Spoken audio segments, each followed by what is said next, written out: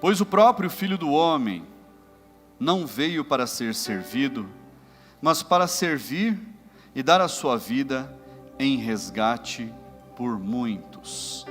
Pois o próprio Filho do Homem não veio para ser servido, mas para servir e dar a sua vida em resgate por muitos. Feche sua Bíblia, fale com Deus, peça para Ele falar com você nesta noite, peça para Ele falar ao seu coração.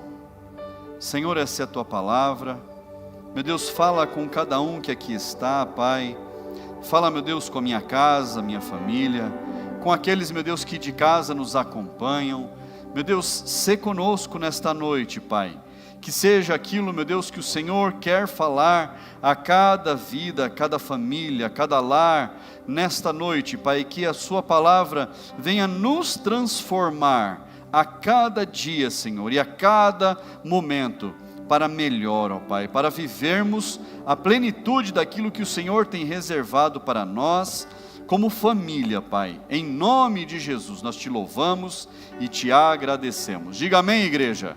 Assente-se no seu lugar, graças a Deus. Filho do homem não veio para ser servido, mas para servir e para dar a sua vida em resgate por muitos. Essa essência da vinda de Jesus, ela diz respeito a mim, diz respeito a você, diz respeito à sua casa, à sua família como um todo, a todos. Essa palavra diz respeito a nós. O resgate de Jesus é pelas nossas vidas.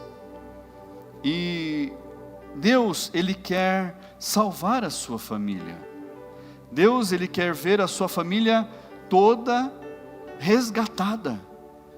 Ele quer ver toda a sua família diante do altar, diante do Senhor, prostrada aos pés do Senhor. Esse é o desejo do Senhor para nós.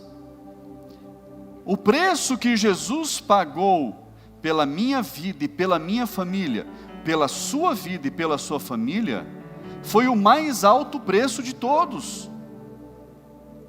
Foi o preço mais significativo da face da terra. E os estudos de povos antigos sempre declararam os seus deuses, sempre mostraram os seus deuses, Deus disso, Deus daquilo, deuses que sempre foram servidos. Há exemplos de deuses no Egito antigo, que as crianças, o primogênito dos filhos, eles eram entregues para serem queimados, para que aquela família pudesse ter fartura. Há exemplos de famílias inteiras sendo sacrificadas para que aquele povo pudesse ter fartura. E o sacrifício era para aquele determinado Deus, com letra minúscula.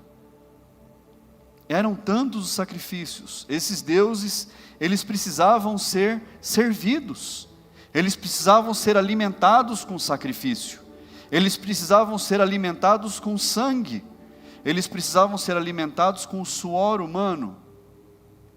Tantos sacrifícios foram feitos. Mas o Deus de Israel, o Deus a quem nós servimos, é um Deus que veio através do seu Filho Jesus para nos servir, para servir a humanidade. Ele se coloca como sacrifício. Ele se coloca como sacrifício. Ele mesmo disse que eu não vim para ser servido, mas eu vim para servir.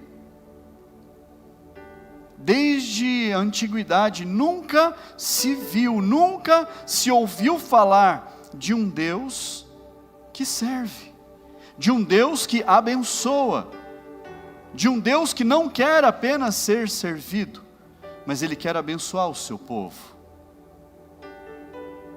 É o único Deus e o Senhor dos senhores. E todos aqueles outros deuses eram enganações, mentiras, coisas criadas por homens, para que os homens temessem o sol, temessem a lua, temessem o vento, temessem as ondas do mar, tivessem medo de tudo. Deuses criados por invenção humana. Mas o nosso Deus, Ele não é um Deus de pau, de pedra. Ele é o Deus que está nos céus. E de lá Ele vê tudo o que acontece. É um Deus que está presente nesse lugar. E Ele sabe dos nossos corações. Sabe do anseio que nós temos em ver a nossa família bem. Ele sabe daquilo que nós buscamos em favor dos nossos, em favor da nossa casa, em favor da nossa família, dos nossos familiares. Deus sabe do anseio do coração. Deus sabe do pai e da mãe que choram pelo filho que está perdido. Deus sabe da mulher que chora, clamando pela vida do marido. Deus sabe do clamor do marido, pedindo pela vida da esposa, dos filhos. Deus sabe do clamor daqueles que pedem pelos seus familiares, que muitas vezes estão internados no hospital, num leito, não conseguem se levantar, não têm força, nem sequer para orar por si próprio. Deus sabe de todas essas coisas. E o que Ele quer de nós? Atitude. Que a gente se mexa, que a gente encontre forças de onde nós não temos, porque Deus Ele é capaz de multiplicar do zero. Ele confunde a matemática, porque qualquer continha que a gente for fazer vezes zero, dá zero. Mas Deus, Ele fala que do nada Ele faz uma multiplicação. Onde não existe, Ele faz existir. Onde não há nada, Ele constrói. Deus, Ele cria do nada. Mas, para que tudo isso, para que nós pudéssemos estar aqui hoje, lá, há mais de 2000 anos atrás, pouco mais de 2000 anos, precisou acontecer um sacrifício, na cruz do Calvário. Mas, momentos antes desse sacrifício, algo muito poderoso aconteceu no mundo espiritual, algo muito forte aconteceu com Jesus, o Filho do Homem, aquele que sente as dores na carne, porque Jesus Ele foi trazido à terra, Ele veio à terra como homem, como eu e você, sofrendo as dores, sentindo as dores, com todos os sentimentos, com tudo aquilo que nós sentimos, com tudo aquilo que nós vivemos e vivenciamos. Foi assim que Ele veio. Ele deixou a sua glória, deixou de ser Deus. E isso confunde a nossa cabeça, porque a nossa mente ela é limitada. Nós somos muito limitados naquilo que nós vemos, naquilo que nós sentimos. Mas, quando se fala de Deus, de Jesus, Ele transcende todo o entendimento, qualquer compreensão. Abra sua Bíblia lá em Lucas, Evangelho de Lucas, capítulo 22. E você vai ver algo muito poderoso que aconteceu ali. Jesus, Ele havia chamado os seus discípulos para orarem com Ele lá no Monte das Oliveiras. Um lugar que Jesus, Ele se separava para falar com Deus. Olha só, ali Ele se fortalecia em oração. Ele passava tempos e tempos ali, falando com o Senhor. E lá no versículo 41, acontece algo muito forte. Lucas 22, 41 diz assim: Ele, por sua vez, se afastou um pouco daqueles que Ele tinha levado com Ele, e de joelhos, orava dizendo: Pai, se queres, afasta de mim este cálice. Contudo, não se faça a minha vontade, e sim a tua. Então lhe apareceu um anjo do céu que o confortava. E estando em agonia, orava mais intensamente.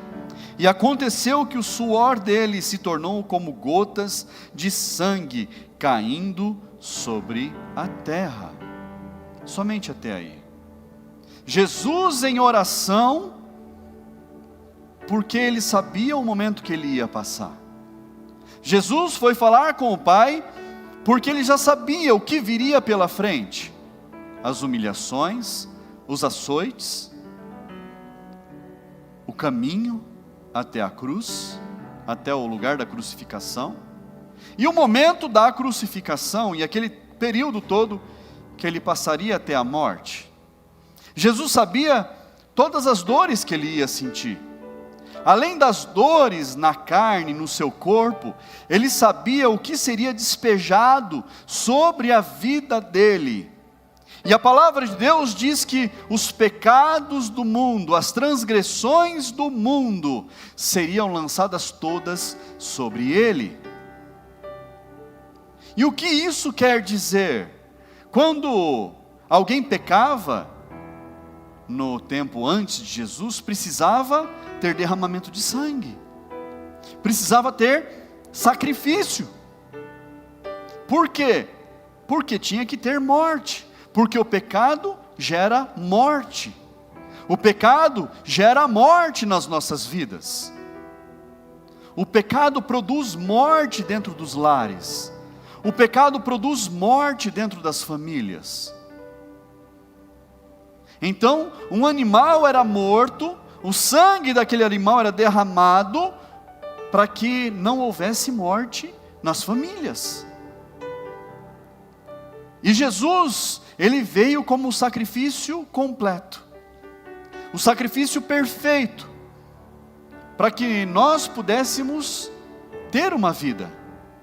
E olha só, Jesus sabendo tudo o que ele passaria, todas as dores que ele sentiria, toda a maldição que ele receberia sobre a vida dele, porque a palavra de Deus diz que a morte de cruz é a morte dos malditos, e o maldito, ele não tem o favor de Deus, aquele que é amaldiçoado não tem a orientação de Deus, aquele que é amaldiçoado, Deus não olha para ele, é aquele que não merece a graça do Senhor. E Jesus sofreu a morte dos malditos, e por ele ser maldito, naquele momento não haveria consolo para ele, naquele momento não haveria alívio de dores, naquele momento não haveria sequer água para ele tomar. Tanto é que na cruz deram vinagre para ele, vinagre que limpava as latrinas, limpava o vaso sanitário, foi isso que deram na boca dele. Mas lá, Jesus sabendo tudo o que ele passaria, ele falou: Pai, se queres, afasta de mim este cálice, eu sei o que está vindo pela frente, eu sei o tamanho do sofrimento que virá, eu sei o tamanho da dor que virá pela frente, mas não se faça a minha vontade, e sim a tua, porque foi isso que nós combinamos, Pai. Jesus está vendo o tamanho do sofrimento que ele vai ter, e ele clama: Senhor, Pai, se o Senhor pode, passa de mim esse problemão que eu vou passar pela frente. Mas se não tem outro jeito, que se faça conforme já está combinado, que se cumpra. Jesus orando, a palavra diz que ele estava em grande agonia. Lá no livro de Marcos, diz que ele sofreu um pavor muito grande, ele sofreu uma angústia tão grande, que ele declara: o espírito está pronto, mas a carne é fraca, a carne treme. Jesus fala: o meu espírito está pronto para passar pelo que tem que passar, mas a minha carne vai sofrer, a minha carne treme. Jesus está declarando: eu estou sofrendo. E enquanto ele ora, a palavra de Deus diz que o suor dele se transformou em gotas como que de sangue. E eu fui pesquisar, eu sou muito curioso com essas coisas, e há um nome para isso, chama hematidrose. Desde Jesus até os tempos modernos, só existem 42 casos registrados pela medicina, de pessoas que sofreram com esse problema, hematidrose, que é o suor se transformar em sangue. E os mais recentes foram 6 homens que estavam para serem executados. 6 homens que estavam para serem mortos. Eles estavam sofrendo de, como é que é quando? Tortura. Eles estavam sendo torturados e eles seriam mortos. Os últimos 6 casos, homens que estavam para serem executados, eles suaram sangue. É o dilatamento dos poros, de tal forma que vai se rompendo os vasos e a pessoa sua sangue. Tamanha foi a aflição de Jesus, pelo que haveria de passar, que ele estava suando sangue.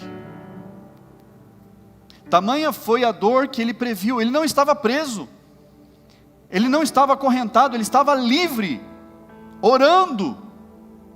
Não como esses casos que eu estou falando, que eram pessoas que estavam presas, sofrendo tortura e que seriam mortas. Ele estava livre, prevendo tudo o que ele iria passar. E ele fala: Senhor, o espírito está pronto, mas a minha carne está tremendo. Ele tremia de pavor do que lhe passaria como homem. E às vezes a gente diminui o tamanho do sacrifício, porque faz tanto tempo, não é?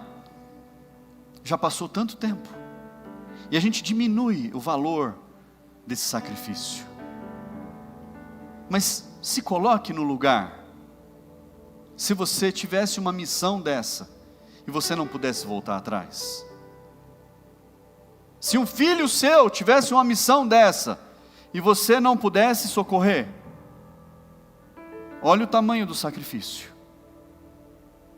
Se dependesse do seu filho, da sua filha, ser morta, ser morto, em favor da humanidade. Você vendo o tamanho do estresse, que o corpo, a mente dessa pessoa estaria passando, e você não podendo fazer nada.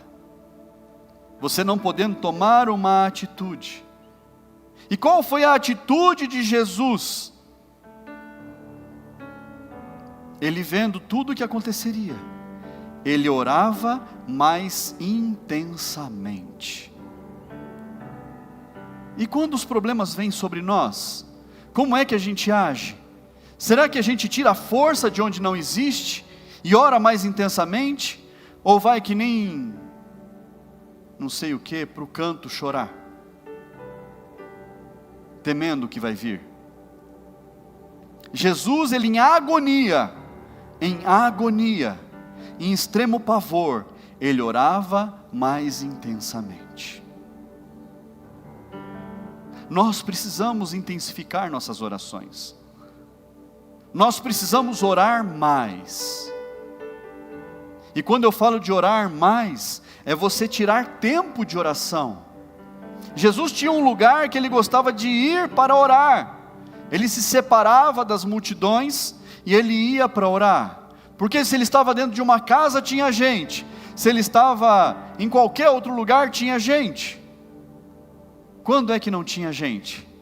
Na madrugada. Na madrugada ele se separava, levava 3 com ele, falava: fiquem aqui orando, que eu vou mais à frente orar.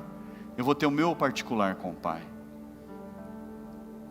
E quando Jesus voltava, os 3 estavam dormindo.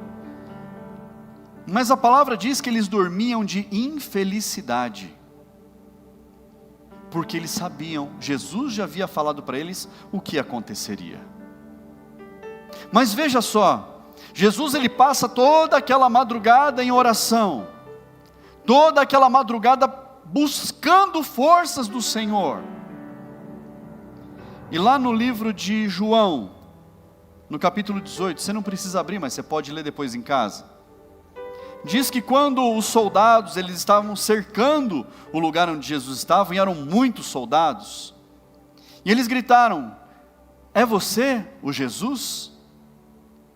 Jesus, ele fala assim: eu sou.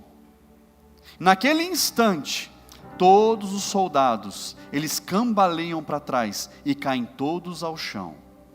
Tamanho era o poder que Jesus tinha naquele momento. Ninguém fica de pé diante do Senhor. Tanto é que os soldados não atacaram. Os soldados foram chegando perto, com medo. O que vai acontecer? Nós vamos morrer aqui. Porque ele só falou: eu sou, e todo mundo foi para o chão. Caíram pelo poder que Jesus apresentou naquele momento. A palavra de Deus diz que Jesus disse que nós faríamos coisas maiores do que Ele fez. Jesus disse que nós faríamos coisas mais maravilhosas do que Ele fez. Nós precisamos orar mais. Nós precisamos buscar mais do Senhor. O Senhor, Ele entrega na tua mão se você buscar. O Senhor, Ele traz a tua família se você buscar dEle isso. O Senhor faz a tua família vir ao altar do Senhor se você buscar incessantemente isso. Você precisa orar mais. Nós precisamos orar mais. O Senhor fará maravilhas. Romanos, abra lá, livro de Romanos, capítulo 8, versículo 32. Aquele que não poupou o seu próprio filho, mas por todos nós o entregou, será que não nos dará graciosamente com ele todas as coisas? Aquele que não poupou o seu único filho, mas por nós o entregou, será que pela graça não vai entregar a nós tudo aquilo que nós precisamos? Será que Ele não vai conceder a nós tudo aquilo que nós pedimos a Ele? Será que Ele não vai nos abençoar diante daquilo que nós estamos clamando? O Senhor, Ele é capaz de fazer infinitamente mais do que nós pedimos, do que nós pensamos, do que nós sonhamos. Mas você precisa pedir, você precisa sonhar, você precisa clamar a Deus. E o Senhor vai entregar nas suas mãos.